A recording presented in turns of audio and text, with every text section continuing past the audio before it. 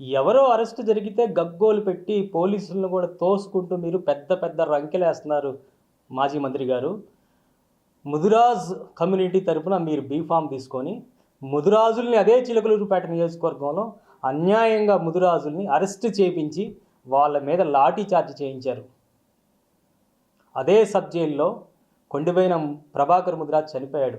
మరి దానికి మీరు ఏం సమాధానం చెప్తారని చెప్పి ఈ గగ్గోలు పెడుతున్నటువంటి మాజీ మంత్రి విడుదల రజనీని నేను స్ట్రైట్గా అడుగుతున్నాను.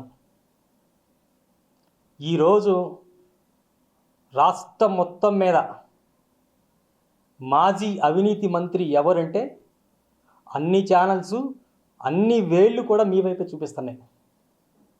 ఒక్క చిలకలూరుపేట నియోజకవర్గంలో అవినీతి చేయడం కాదు, మీరు రాష్ట్రం మొత్తం కూడా అవినీతి మంత్రిగా మీ వైపు చూస్తున్నారు అందరూ. ఏం సమాధానం చెప్తారు?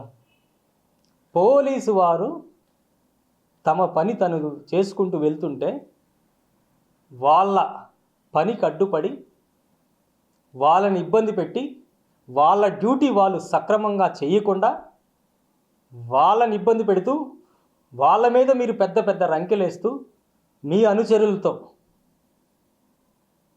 ఏం మీరు చెప్పదలుచుకున్నారు ఈ సమాజానికి?